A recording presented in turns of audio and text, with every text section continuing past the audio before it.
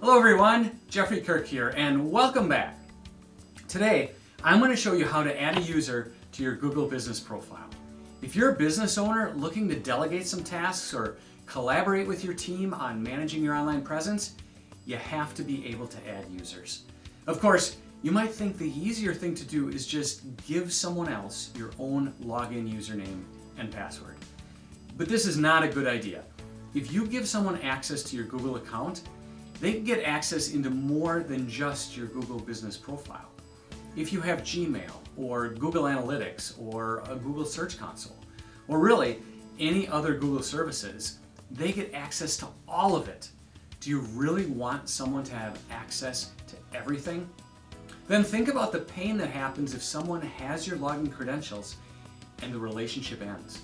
To prevent unauthorized access, you have to change your password, and then you have to give the new password to everyone else who needs it. And even changing your own password for security reasons becomes a headache when you have to notify others about those changes. All of these problems are solved if you simply add users. When you change your password, it doesn't affect their access. If you want to remove a user, it doesn't affect any other users. So adding users is the best way to go. Plus, adding users to your Google Business profile offers several other benefits. First of all, you get streamlined management. By adding users, you can delegate tasks more efficiently. For example, you can grant access to your marketing team to respond to reviews or update business information. You get improved collaboration as well. Collaborating with team members becomes easier when everyone has access to the same platform. Users can work together to optimize your business and to ensure that it reflects your brand accurately. Plus, you get enhanced security. Instead of sharing login credentials, you specify who has access and you get to control their level of access. This reduces the risk of unauthorized users as well as accidental changes to your business profile. And you'll be happy to know that adding users to your Google Business profile is a rather straightforward process. I'm going to go to my computer now and show you the steps you need to take. All right, step number one. You have to access your Google Business profile dashboard. So the first thing you need to do is bring up your profile, and you can get there by going to business.google.com. And if a big list comes up, you need to select the business that you want to work on. This is my list. It's too long, so there's another way to do it. But if you see this, you just click on the See Your Profile button off to the right-hand side. But the other way to do it, what's often simpler, is to simply do a search for your business by name in Google, and your profile will show up at the top of the search results, kind of like this. You see, here's my business right here on Google. This is the profile up here. So when you see something like this, you know you're in the right place.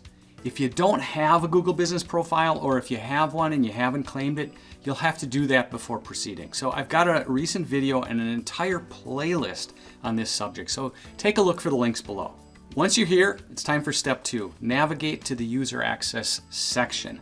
So look for these three vertical dots up here in the upper right of the profile area. Click on the dots and this menu will appear, and then choose Business Profile Settings. You should see something like this. Look for where it says People and Access. So right here, and click on that. And at this point, you're going to see a list of everyone who already has access to your Google Business profile. Most likely it's just you. And you'll see what level of access they have. So on this one, you can see there's the primary owner and a manager already here. So step three is you click on the blue add icon to add a user. So doing this opens the add person window. You can see that right there, add person. And this is what you have. You have space for an email address and the access type. So we're going to start step 4. That's where you enter the new user's email address. And I will click here and choose Dave at up@dawn.biz. And as soon as you start typing, Google is going to start prompting you with matching names and email addresses of people you were already connected to. That's why Dave popped up so quickly here. And if one of them is correct, you just click on it like I did. Otherwise, you fill in the entire email address. Then step 5 is you need to choose the access level. So two options. The first one here is owner, and this is the access level with full control over every part of the profile. The second option is manage or manager, and this is where the person at this level can edit the details, but they can't add more users or change access levels here. So this is the level you would use most of the time when you want to assign someone access. So I'm going to leave it as manager. Then step 6 is to click the invite button. So once you've entered the email address and selected the access level, that's what you do. You click on the invite button and that sends an email invitation to the email address you put in. So, and then the user is going to show up here under pending. So here you can see david@dawn.biz is showing under pending, and they'll stay pending until they accept the invitation. So if you click the arrow off to the right here, you'll see that current pending invitation says the invitation needs to be accepted before the invitee can manage the profile. And if you'd like, at this point, you can also cancel the invitation. So if you got it wrong, if you didn't want Dave to be manager and he hasn't accepted yet, you can cancel and then re-enter as owner. Again, that's probably not the way you'll go most of the time. Manager is the right thing. And I can just go back. And that takes us to step number 7. The user, or Dave, the person whose email you put in, is going to receive the invitation and has to accept that invitation. So let me quickly show you what that email looks like. So this is the message Dave would receive. You've received an invitation. I sent it. So Dave will see who invited them and what business they've been invited to.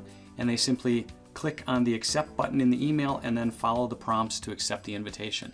And that's all there is. If you've gotten to this point, you have added a new user to your Google Business profile.